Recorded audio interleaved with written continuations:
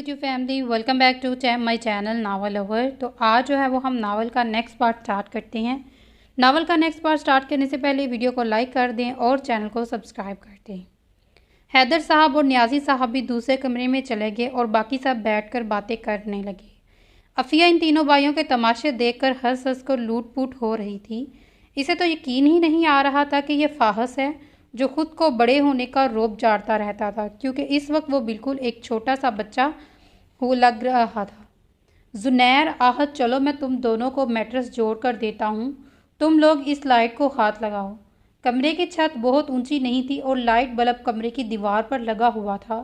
फाहस को शरारत सूझी तो सारे मैट्रेस एक ही बेड पर रखकर अपने छोटे भाइयों को लाइट को हाथ लगाने का कहने लगा। वो दोनों भी इसके साथ मिलकर बेड पर चढ़कर छलांग लगा लगा कर लाइट को छूने लगे। कभी वैक्यूम क्लीनर लाकर जुनैर और आहत के ऊपर फेरता ताकि आओ तुम दोनों को साफ कर दूं, तो कभी रूम कार्ड जानबूझकर कमरे में छुपाकर रिसेप्शन को बुलवाकर मास्टर की से दरवाज़ा खुलवाता। बेचारे होटल्स वालों की नाक में दम कर कर रखा था। जितने दिन वहाँ रुके हुए थे इनकी शैतानियों पर वो सब भी हंसती। आमना बेगम इससे हैरान होती क्योंकि वो तो इसे बहुत खड़ूस समझती थी, मगर ऐसा तो कुछ भी नहीं था। वो कुछ ही दिनों में सबके साथ फ्रैंक हो गई थी, इस सवाए फाहिश के। इसके साथ भी वो अपने बड़े होने का रौब ज़रूर झाड़ती, मगर कभी भी इससे बराह रास्त मुखातिब नहीं हुई थी। अगर इसकी कोई बात पर इख्तलाफात होता तो मरियम बेगम को कह देती। इस वक्त वो साइमा बेगम के साथ हिजरा असवद का बोसा ले रही थी। इतना हजूम होने के बावजूद भी आज बोसा लेने में कामयाब हुई। बोसा लेते वक्त आंख से एक आंसू टपक पर इसकी गाल पर गिरा। अफिया, नमाज का वक्त हो रहा है, उठ जाओ। साइमा बेगम इसे नींद से बेदार कर रही थी। वो इनकी आवाज़ सुनते ही आंखें खोलकर इनको देखने लगी, फिर कमरे पर नज़र फिराकर जल्दी से उठी और अपनी आंख से निकला हुआ एक आंसू साफ करने लगी। लेकिन चेहरा तो बिल्कुल खुश था, यानी वो एक बहुत खूबसूरत ख्वाब देख रही थी। सूरज निकलते ही वो बड़ी खाला यानी साइमा बेगम से इसरार करने लगी, लेकिन हिजरा असवद के करीब हजूम इस कदर था कि वहाँ तक पहुँच ही नहीं सकती थी। यही वजह थी कि इन दोनों ने आधी रात को वहाँ जाने का फैसला किया, मगर इस वक्त भी हजूम इतना ही था कि मायूसी से वापस चले आए। मैं सोच रहा हूँ क्यों ना गारे हिरा की भी ज़ियारत कर ली जाए। सब अगले दिन की प्लानिंग कर रहे थे। कल गारे सोर की ज़ियारत के लिए जाएंगे। वो भी क्या सोचते हुए बोले, वो तो हम पहले भी देख चुके हैं। कल पहले गारे सोर की ज़ियारत करेंगे, फिर देखेंगे अगर हिम्मत हुई जाने की तो गारे हिरा भी जाएंगे। साइमा बेगम इसकी बात सुनते ही बोल पड़ी, आप लोगों ने देखा हुआ है पर मैंने नहीं, मुझे वहाँ जाना है, फिर पता नहीं कब मौका मिलेगा यहाँ आने का। वो फिर से असरार करने लगी, मगर बड़ों में से कोई भी नहीं माना। वो भी अपना गुस्सा जब्त करता रह गया। अगले दिन सब गारे सोर की ज़ियारत के लिए निकले, लेकिन ज़ियारत भी दूर ही थी क्योंकि किसी से भी ऊपर चढ़ने की हिम्मत ही नहीं थी। लेकिन फहास और अफिया के लिए ये सब नया था। इन्हें बहुत शौक था ये सब देखने का, मगर अफसोस ना तो फहास गुस्से में कुछ बोला और ना ही अफिया कुछ बोली। वो भी आज खामोश थी क्योंकि अगले दिन इनको वापस मदीने जाना था। इस तरह गारे हिरा की ज़ियारत भी दूर से ही की थी। मरियम बेगम ने अफिया को फहास के साथ ऊपर जाने का कहा, मगर वो नहीं मानी। वो सबके साथ जाना चाहती थी और बहुत कुछ अधूरा रह गया था जिसे पूरा करने के लिए इसने दोबारा यहाँ आने की दुआ की थी। आज इनको वापस मदीने जाना था, लेकिन जाने से पहले इसने सबने एक साथ तवाफ़ के लिए जाना था। अफिया ने मरियम बेगम से इसरार किया। वो अकेली तवाफ़ के लिए जाना चाहती थी क्योंकि वो कुछ देर अल्लाह के साथ अकेला रहना चाहती थी। मरियम बेगम की इजाज़त से वो सुबह होते ही तवाफ़ के लिए चल पड़ी। अल्लाह तेरा शुक्र है, तूने मेरे इतने गुनाहगार हाथों को इस काबिल समझा कि मैं खाना काबा को छू सकूं, इसकी दीवार को चूम सकूं। अल्लाह प्लीज़ मुझे यहाँ फिर से आना नसीब कर दे। वो खाना काबा के बिल्कुल साथ साथ तवाफ़ कर रही थी और इसकी दीवारों को चूमकर खुशी से रोए जा रही थी। कुछ वक्त गुजर जाने के बाद वो वापस होटल लौटी। बाकी सब भी तवाफ़ के बाद सब ने भी बाद में तवाफ़ किया और फिर मदीना की जानिब रवाना हुए। बस में भी फहाद साइमा से यही कहता रहा कि दादो अब बूढ़ी हो रही हैं, फिर पता नहीं अल्लाह इनको ये सब देखने का मौका देंगे या नहीं। वो अभी भी गुस्से में था। अफिया भी इसकी बात सुनकर अनसुनी कर रही थी क्योंकि इस वक्त इससे अब बहुत रोना आ रहा था कि वो अब अल्लाह का घर छोड़कर जा रही है। इस वक्त इसके जहन में एक ही हदीस चल रही थी, ए मक्का, तो मुझे इस दुनिया में सबसे प्यारा है, लेकिन तेरे फर्जंद मुझे यहाँ रहने नहीं देते। इस हदीस को सोचकर इनका दिल बम की तरह पिघल रहा था। होटल पहुंचते ही साइमा बेगम ने नियाजी साहब से फाहस की शिकायतें शुरू कर दी कि वो सारे रास्ते मुझ पर गुस्सा निकालता रहा। न जाने किस अंदाज में बोली थी कि नियाजी साहब को फाहस पर इससे भी ज़्यादा गुस्सा आया। सब एक ही कमरे में जमा थे कि इन्होंने बेचारे को सबके सामने डांटना शुरू किया। सिर्फ डांटना ही नहीं बल्कि 2-3 थप्पड़ भी लगाए, लेकिन फिर भी कुछ नहीं बोला। चुपचाप जब्त करता रहा, क्योंकि इस वक्त इसके सामने नियाजी साहब थे जिनकी मार और डांट वो चुपचाप बर्दाश्त कर लेता, क्योंकि वह शायद सबसे ज़्यादा मोहब्बत भी इन्हीं से करता था और एहतराम भी। हैदर साहब ने इन्हें ठंडा करने की कोशिश की और इन्हें कुछ देर बाहर ले गए। अफिया भी दूसरे कमरे पर जाकर बैठ गई, क्योंकि ये मंजर इसके लिए बहुत खौफनाक था। भला ऐसे भी कोई करता है, वो भी सबके सामने। हर किसी की सेल्फ रिस्पेक्ट होती है। मामू ने तो आज हद ही कर दी। वो रात सोने तक यही सोचती रही। इसकी ज़िंदगी में ऐसा पहली बार हुआ कि इस रात किसी नामहरम के लिए बहुत ज़्यादा रोई थी। दुआ कर रही थी कि मामू इसे आइंदा कभी भी ना मारे, ख़ास तौर पर किसी के सामने तो बिल्कुल भी नहीं। 1-2 दिन तो सब भी चुप चुप रहे, लेकिन वापस पाकिस्तान आने से पहले सब पहले जैसे हो गए थे। वो वापस जाने से एक दिन पहले सब ने शॉपिंग की। अफिया का रवैया देखकर आमना बेगम, जो कि डिप्रेशन की मरीज़ थी, जिनको खुश करना सबसे मुश्किल काम था, वो बहुत ज़्यादा मुतासिर हुई थी। अफिया, मैं तुम्हें बहुत सरियल समझती थी, मगर तुम बहुत हंसती हो और बहुत खुश मिजाज हो। बिलाखिर आमना बेगम को इसकी चीज़ का एतराज़ करना ही पड़ा। होटल वापस आते ही वो इनसे मुस्कुराते हुए कहने लगी, नहीं, मैं तो हमेशा से ही ऐसी हूँ, सरियल तो कभी भी नहीं थी। वो भी इनकी बात पर मुस्कुराई।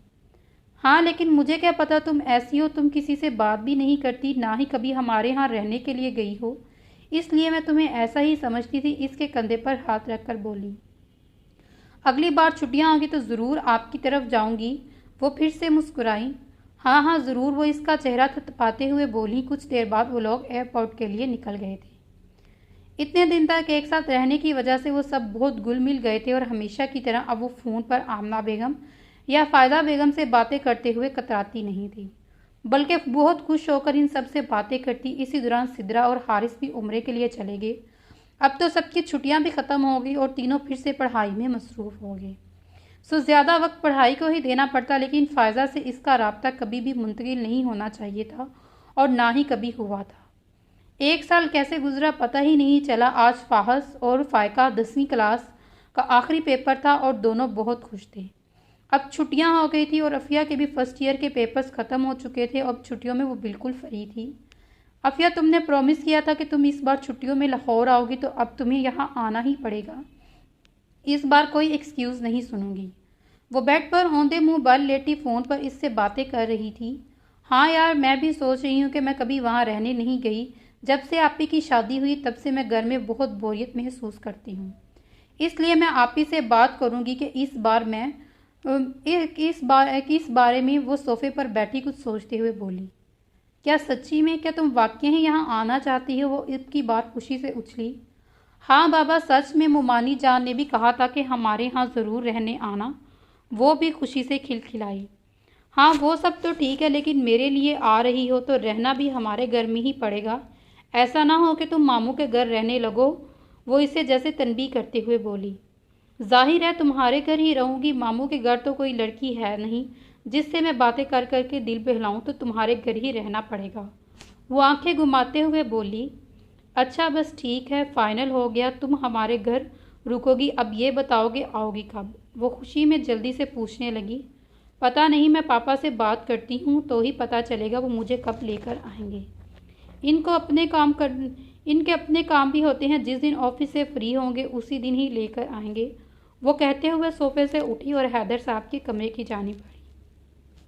अच्छा ठीक है, तुम जल्दी से बात करो, फिर मुझे बताना अंकल ने क्या कहा। फ़ायफ़ा का तो बस नहीं चल रहा था कि आज ही वो इसे यहाँ बुलवा ले। ओके, अल्लाह हाफिज़। वो फ़ोन बंद करके हैदर के कमरे का दरवाज़ा खटखटाया। हैदर साहब कुछ देर पहले ही ऑफिस से आए थे। अभी वो कमरे में आराम कर रहे थे। वो इनके पास जाकर बैठ गई। पापा, मुझे लाहौर जाना है। वो इनके सामने बिना कोई तनबीह बांधे दो टोक बोली। लाहौर? क्या बात है? आज से पहले तो तुमने कभी लाहौर जाने का नहीं बोला। आज कुछ ख़ास बात?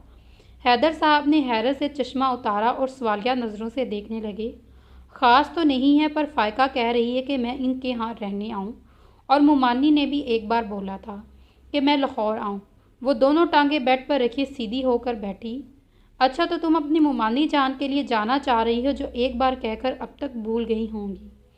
वो इनकी बात पर हंसे थे। नहीं पापा, मैं तो बस फ़ायका के लिए जाना चाहती हूँ। वैसे भी सारा दिन मैं घर में बोर होती रहती हूँ।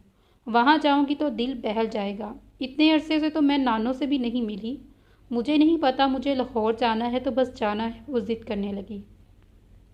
अच्छा बाबा ठीक है, ले जाऊँगा, वो दोनों हाथों पर ऊपर उठाते हुए बोले। कब? वो स्पाट लहजे में बोली। कल, वो कुछ सोचते हुए बोले। क्या सच्ची में? मैं मामा को बता कर आती हूँ, और फिर पैकिंग भी तो करनी है। थैंक यू सो मच पापा। वो खुशी से उछली और हैदर साहब का चेहरा चूमकर कमरे से बाहर निकल गई। हैदर साहब इसे देखकर मुस्कुराए। अगले दिन हैदर साहब इसे अपने साथ लेकर लाहौर के लिए रवाना हुए। पूरे रास्ते में अफिया यही सोचती रही कि फ़ायका को कॉल करके बताऊं या नहीं, लेकिन फिर इसे सरप्राइज़ देने के चक्कर में इस सोच को रद्द कर दिया। हैदर साहब इसे लेकर इसकी नानों के घर गए, जहां इनके दोनों मामू रहते थे, एक ऊपर वाले पोर्शन में तो एक नीचे वाले में। वो सब इनसे बहुत खुश मिजाजी से मिले, लेकिन अफिया का मूड कुछ ऑफ रहा था, क्योंकि इसे तो फ़ायका के घर रुकना था, लेकिन हैदर साहब इसे यहाँ ले आए। पापा, मुझे फ़ायका के घर जाना है। वो सब नानों के कमरे में बैठे बातें कर रहे थे जब हैदर साहब के कान में सरगोशी करने लगी। वहाँ भी चले जाना, तुम्हारे मामू छोड़ आएंगे। वो इसके कंधे पर हाथ रखकर बहुत नरमी से बोले। कुछ देर बाद वो उठकर नानों के पास बेड पर जाकर बैठी, क्योंकि वो बड़ों की बड़ी बातों से बहुत बोर हो रही थी। कुछ देर बाद खाना खाने के बाद हैदर साहब वापसी की तैयारी करने लगे। इतनी देर में फहास भी घर के अंदर दाखिल हुआ और हैदर साहब को देखकर हैरान हुआ।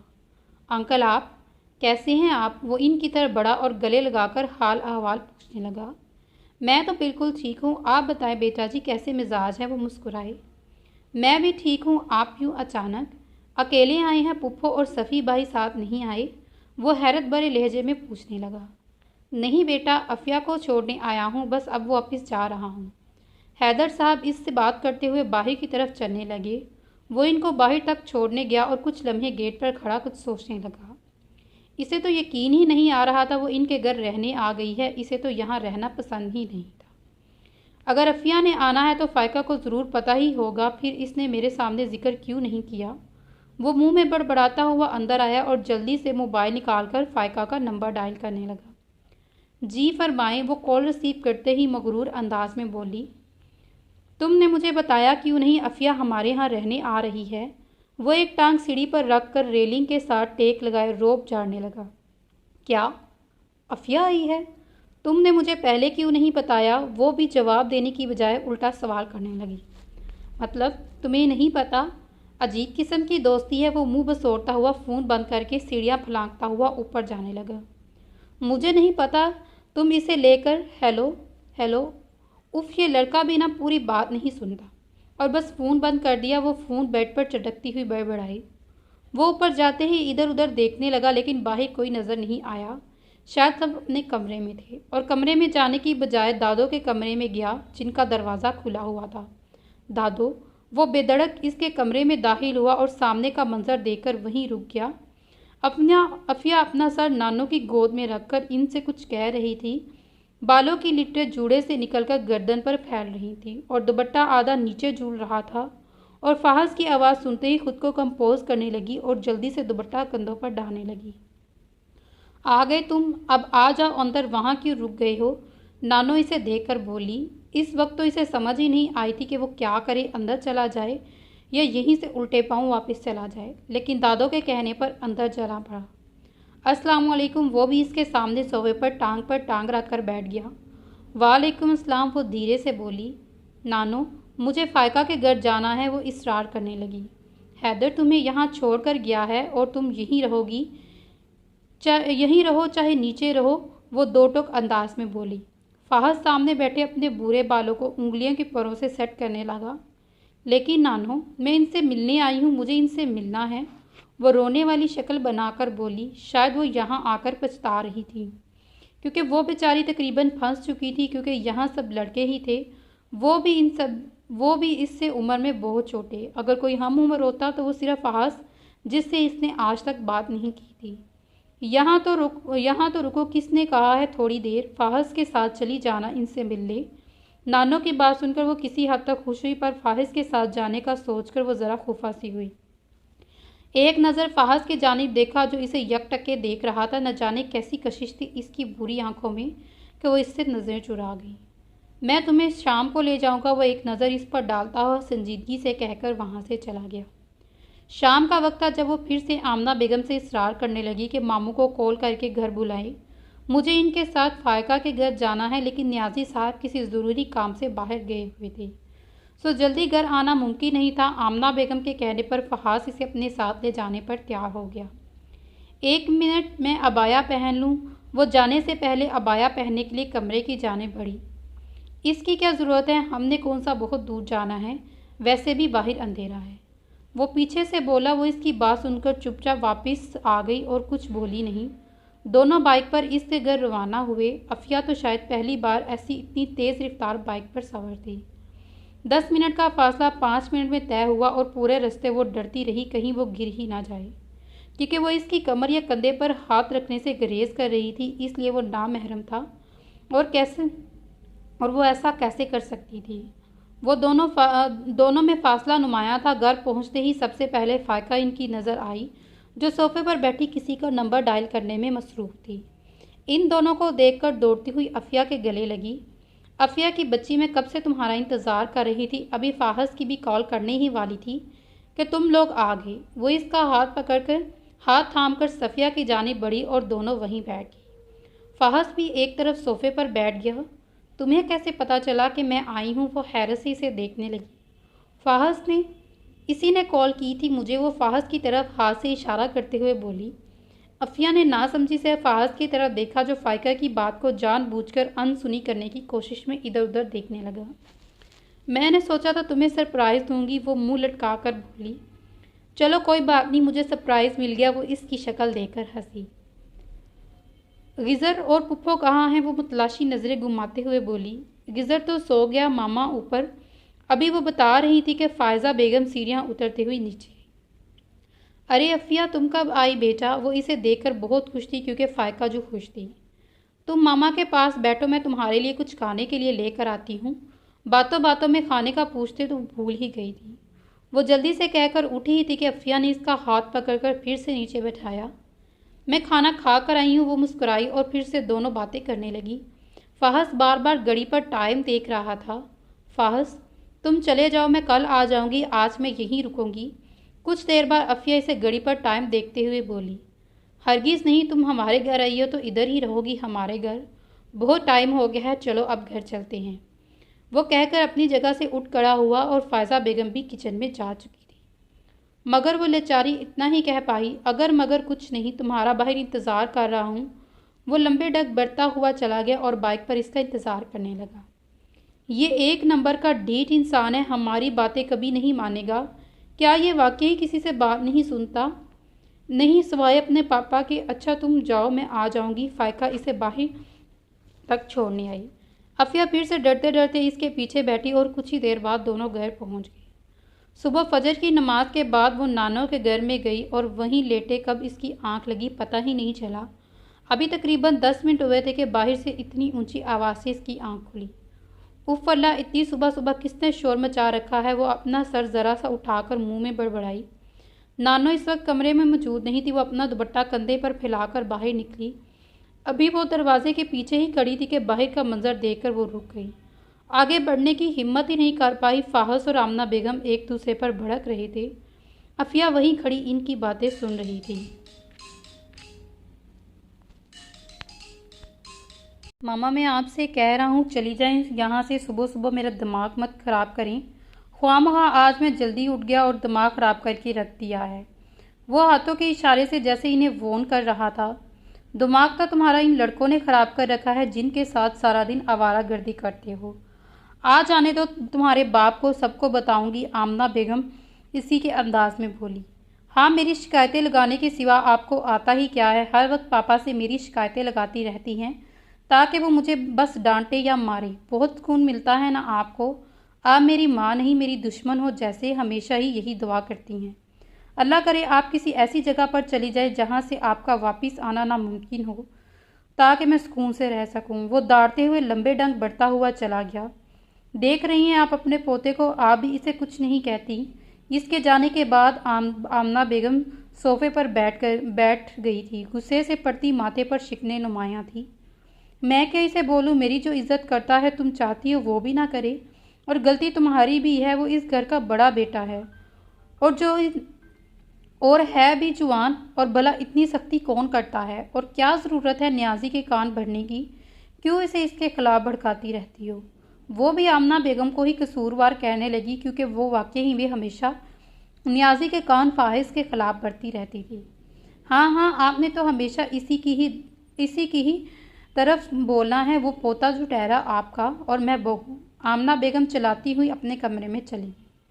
उनके जाने के बाद सहमी सी अफिया भी तानों के पास जाकर बैठी। नानो, ये मुमानी को क्या हुआ? वो जैसे ना समझी से पूछने लगी। इसे तो कुछ ना कुछ होता ही रहता है, इसका कुछ नहीं कर सकती। चलो तुम भी अब नाश्ता कर लो। नानो भी उठकर कमरे में चलेगी। अफिया वहीं बैठी कुछ देर पहले रूनमा होने वाली सूरत हाल के बारे में सोचने लगी। अफिया बिल्कुल ठीक कहती थी, ये तो वाकई ही बहुत बड़ा बदतमीज़ है। मैं तो इसे इतना बदतमीज़ भी नहीं समझती थी, भला अपनी मामा से कोई ऐसी बात कर सकता है।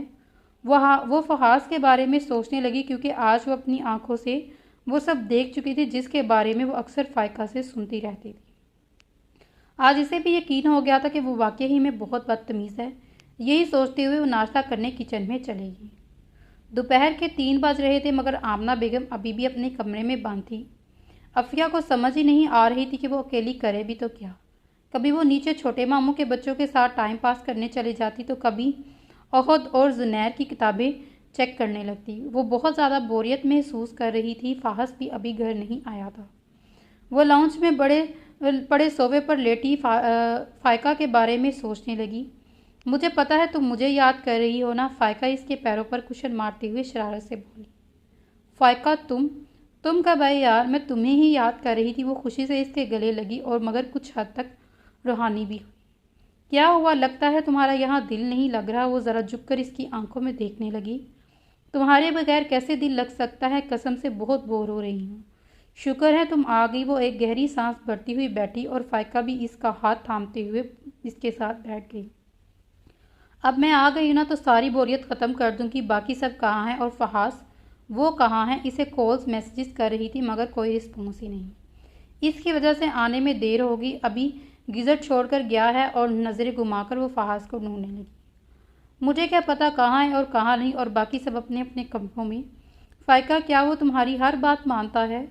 तुम जब भी इसे यहाँ आने के लिए मैसेज करती हो तो क्या वो आ जाता है? वो कुछ सोचते हुए बोली। कहाँ यार, वो कब किसी की सुनता है। मैं जानती हूँ कि मैं कितनी मिन्नतें करती हूँ, तब जाकर वो मेरी सुनता है। लेकिन जब इसका मूड होता है तो जल्दी मान जाता है। वो मुँह लटकाकर बोल रही थी कि अफिया अब बहुत गौर से इसे देख रही थी। तुम्हें पता है आज इसने अपनी मामा से कितनी बदतमीज़ी की? तुम ठीक कहती थी कि वो वाकई ही बदतमीज़ है।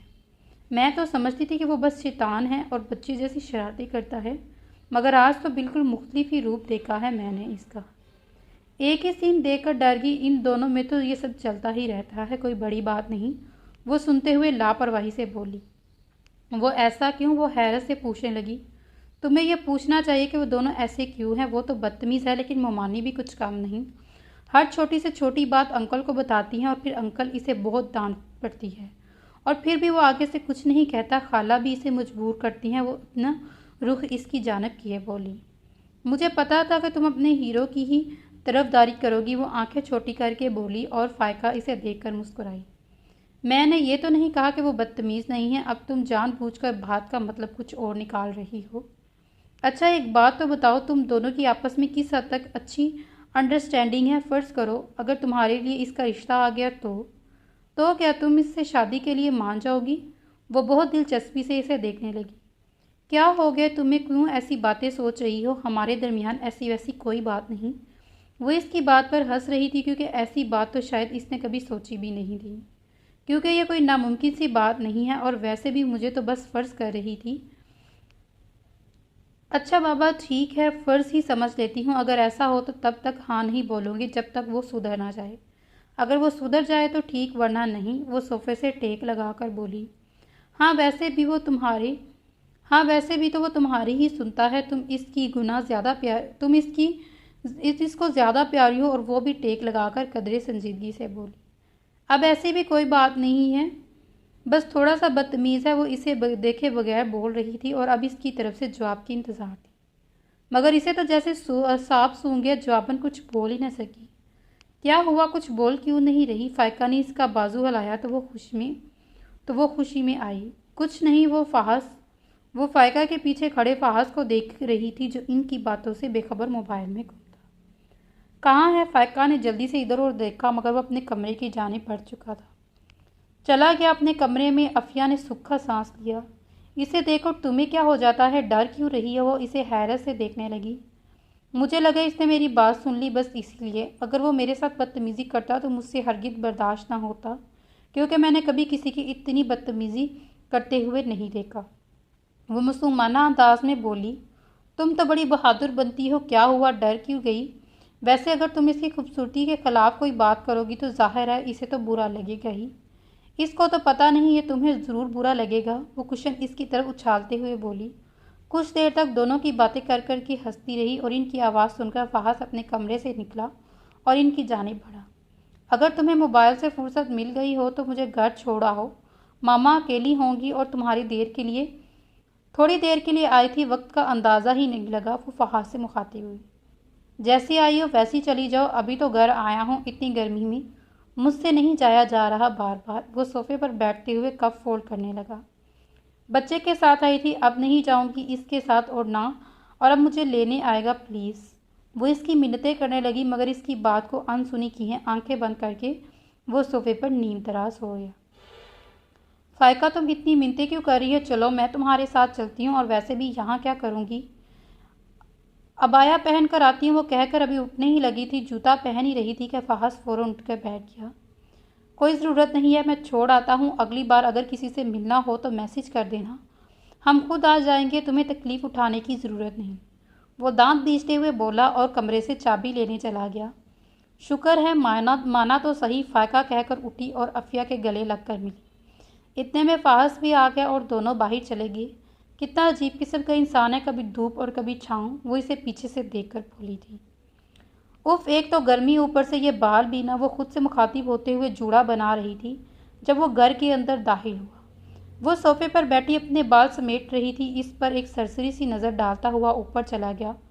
ऊपर से वो भी शायद ऊपर ही जाने वाली थी, सो इसके पीछे वो भी चली गई। जुनैर, अहद, चलो लूडो खेलते हैं। वो टीवी बंद करके इन दोनों से मुखातिब हुआ तो वो दोनों भी मस्ती में सर हिलाने लगे। मैं लूडो लेकर आता हूँ। लूडो लेने के लिए कमरे से बाहर निकला। अफिया भी आहद और जुनैर के कमरे में जाकर लेट गई। दोनों चुपचाप फ़ाहस का इंतज़ार कर रहे थे, जिन्हें देखकर वो हैरान हो रही थी। ये दोनों इतनी खामोशी से क्यों बैठे हैं? इतने में फ़ाहस भी लूडो लेकर आ गया, जिसे देखकर वो जल्दी से उठ बैठी हुई। मुझे 12 टहनी गेम खेलनी है, आती है तुम में से किसी को? वो लूडो इनके बीच रखकर पूछने लगा और वो दोनों एक दूसरे का चेहरा देखने लगी। नहीं, हमसे तो नहीं खेलनी आती ये गेम, हम कार्टून्स देखते हैं। वो दोनों मुंह बसोड़ते हुए फिर से टीवी देखने लगे। नालायक हो, दोनों ही नालायक हो, कुछ नहीं आता तुम दोनों को। वो इन दोनों पर चिल्लाता हुआ कमरे से चला गया। इनके जाते ही अफिया फिर से बेड पर लेट गई। अभी कुछ देर ही हुई थी कि वो फिर से बोलता हुआ कमरे में दाखिल हुआ। हद हो गया, मेरे साथ कोई 12 टहनी ही नहीं खेलता। वो बोलता हुआ अंदर दाखिल हुआ। शायद वो बहुत बोर हो रहा था। तो भाई आप फ़ाइका आपी को ले आए ना, वो तो ये गेम खेल सकती है ना। अहद बड़ी मासूमियत से बोला। अब एक गेम के लिए इसको पहले लेने जाऊं, फिर छोड़ने भी। रहने तो, वो कहकर सोफे से टेक लगाकर पेशानी मसलने लगा। मैं खेलती हूँ तुम्हारे साथ। वो सीधी होकर बैठ गई और इसे देखने लगी। तुम? Are you sure?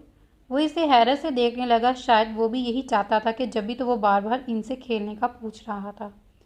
हाँ मैं खेल सकती हूँ, बाई ने सिखाई थी मुझे। वो बिल्कुल नॉर्मल अंदाज में बोली। ओके। वो लूडो उठाकर बेड तक लाया और ख़ुद बेड की क्राउन से टेक लगाकर बैठ गया। वो इसे यूँ अपने साथ बैठा देख फ़ौरन उठकर दूसरी जानिब जा बैठी। खेल शुरू करने के बाद वो खुद कोहनी के बल लेट गया, जबकि वो इस तरफ इसके साथ बैठ रही थी। खेल के दौरान इन दोनों ने एक बार बोली बिल्कुल खामोशी के साथ खेलते रहे। वो बहुत अच्छे तरीके से खेल रही थी, जैसे खेल में चैंपियन हो, जबकि वो मुसलसल हार रहा था। ओहो, हाथ का मुक्का बनाकर बेड पर मुक्का मारते हुए बोला, क्योंकि वो हार चुका था। ओहो, फिश नहीं, ओ शिट कहते हैं। वो लूडो हटाते हुए हल्का सा मुस्कुराए। नॉट इन माई डिक्शनरी, मेरे लिए ओहो फिश का मतलब ओ शिट ही है। वो आबरू चढ़ाकर बड़े रोब से बोला। वो सर झटक कर वहाँ से उठी और दरवाजे की जाने बढ़ी। अभी वो दरवाजे के बीच ही खड़ी थी कि मुड़कर फहाज को देखने लगी, जिसकी नज़रें अभी तक पीछे से जाते हुए इसके ताक़ब में थीं। वो, अगर तुम फारिग हो तो क्या तुम मुझे फायका के घर छोड़ सकते हो? वो झिझकती हुई बोली। कहीं तुम ये गेम? ओके, ले जाता हूँ। वो बगैर कुछ सोचे फ़ौरन ही उठा। अफिया भी अबाया पहन चुकी थी। वो इसे देखकर हैरान था कि ये इतनी जल्दी कैसे मान गया। ये किसी की तो सुनता नहीं है। वो नानो को बताकर जल्दी से नीचे आई और बाइक पर बैठे इसका इंतज़ार करने लगी।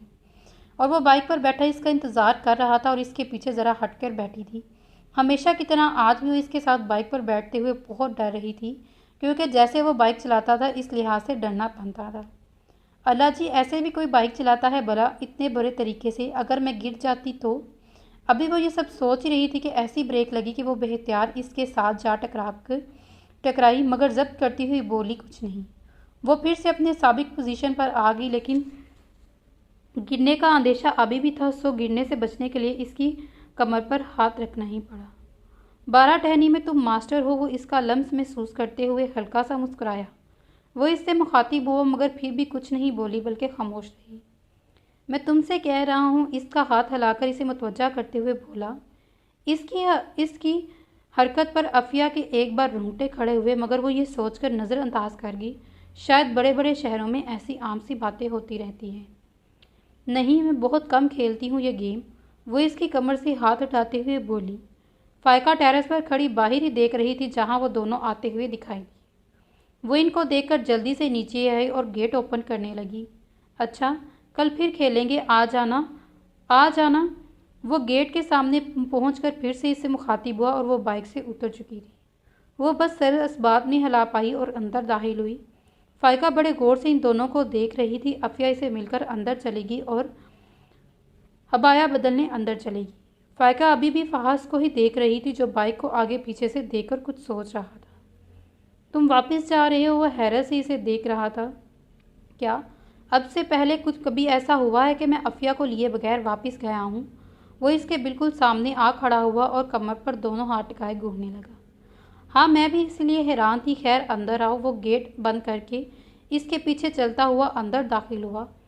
अफिया सोफे पर बैठी पानी पी रही थी और वो दोनों भी सोफे पर बैठ गए। और फिर घर बैठे कितनी मक्खियाँ मारी आज? फायका तंजिया मुस्कुराहट दबाती अफिया से मुखातिब। हाँ हाँ, गुड क्वेश्चन, लेकिन आज मैंने कोई मक्खी नहीं मारी, बल्कि आज मैंने लूडो की एक गेम लगाई और जीत गई। वो बहुत खुश होकर बता रही थी। वो इसे हंसते हुए देखकर महफूज हो रहा था। अच्छा, और हारने वाला कौन था? वो भी इसकी बात पर मुस्कुराई। फाहस, वो अपनी मुस्कुराहट समेटते हुए बोली। व्हाट? ये कैसे हारा? ये तो हमेशा मुझे हराता है। वो इसे आंखें फाड़ फाड़ कर देखने लगी। तुम हमेशा इसलिए हारती हो क्योंकि तुम हो ही नालायक, कुछ नहीं आता तुम्हें। वो थोड़ा सा आगे होकर जानबूझकर इसे मस्नूई संजीदगी दिखाकर तंग करने लगी। तो क्या तुम भी नालायक हो? अब अफिया की इसकी हमायत करते हुए बोली। हाँ बताओ, अब चुप क्यों हो? तुम भी तो हारते हो, तो क्या तुम भी नालायक हो? फायका इसकी बात सुनते ही फ़ौरन सर हिलाते हुए बोली। हाँ, मैं भी नालायक हूँ और अब हमेशा नालायक ही रहूँगा। कुछ मामले इन दोनों की शक्लें देखने या जिन पर मुस्कुराहट नुमायाँ थी। फिर अफिया को देखकर कदरे संजीदगी से बोला, तो वो दोनों इसे देखकर हंसी और वो भी इनकी तरफ देखकर मुस्कुराया। ओह, तो ये मुस्कुराता भी है। वो जब से यहाँ आई थी तब से लेकर आज पहली बार इसे मुस्कुराते हुए देखा था। यकीनन इसकी मुस्कुराहट जानलेवा थी, जो कमोबेशा ही देखने को मिलती। खाला कहाँ है? वो इधर उधर देख रही थी। वो मॉल गई हैं, कुछ चीज़ें खरीदनी थी। वैसे भी अब रमज़ान आ रहे हैं, इतनी गर्मी में रोज़ा रख कर तो शॉपिंग करना मुश्किल है ना, बस इसलिए। वो दोनों एक दूसरे की तरफ रुख मोड़ कर बैठ गईं। हाँ, ये तो है, वो जो जवाबन बोली। फाहस फ़ोन पर किसी से बात कर रहा था। जब देखो मोबाइल के साथ ही चिपटा रहता है। फायका इसे देखकर बड़बड़ाई। पापा की कॉल थी, घर बुला रहे हैं, कोई ज़रूरी काम है। वो इसकी सरगोशी सुनकर इसे देखकर बोला, अच्छा चलो फिर ठीक है, तुम जाओ, मामू की कोई ज़रूरी काम होगा। वो लापरवाही से बोली। अफिया तुम अबाया पहन लो, मैं बाहर तुम्हारा वेट कर रहा हूँ। वो इसे कहकर उठा। ऐसे कैसे, अभी तो आई है। फाका भी खड़ी होकर इसे घूरने लगी। तो तकरीबन हर रोज़ मिलती है, इससे फिर बातें कर लेना, तुम्हारा दिल नहीं बढ़ता? वो सीने पर हाथ बांधते हुए बोला। हाँ नहीं दिल बढ़ता, आई डोंट केयर। मैंने जो कह दिया सो कह दिया। इसलिए वो बगैर इसकी सुने बाहर को चला गया। अच्छा तुम जाओ, मैं आती हूँ। वो फ़ायका का हाथ पकड़कर बोली तो वो ग्लासेस लगाता हुआ बाहर चला गया। फ़ायका तुम जानती हो ये कितना ज़िद्दी है, किसी की नहीं सुनता। मैं कल या परसों फिर आऊँगी। वो अबाया पहनते हुए बोल रही थी। फ़ायका इसे बाहर तक छोड़ने आई। जब तक दोनों इसकी आंखों से ओझल ना हो गए तब तक वो नहीं आई। ये लड़का कभी नहीं सुधरता, पता नहीं क्या मिलता है इसे दूसरों को तंग करके। वो अपनी सोचों में गुम दरवाज़ा बंद करके अंदर चली गई। घर पहुंचती वो फिर से सोफे पर लेटकर मोबाइल में मसरूफ़ हो गया। तुमने तो कहा था कि मामू को कोई काम है, लेकिन वो तो अभी तक घर ही नहीं आए। वो बेफिक्र लेता देखकर हैरत से दूँ। हाँ मैंने मजाक किया था। वो इसे देखे बगैर लापरवाही से बोला। मजाक या झूठ? वो सीने पर हाथ बांधते हुए गुस्से से बोली। मजाक? मुझे भाई हारत से बात करनी थी, बस इसीलिए। वो इसका गुस्सा देखकर कदरे नरमी से बोला। वो जवाब दिए बगैर वहाँ से चली गई। तो चलिए फिर इस नावल को यहाँ पे ख़त्म करते हैं। मिलते हैं अगली वीडियो में। तब तक अपना बहुत सारा ख्याल रखिएगा।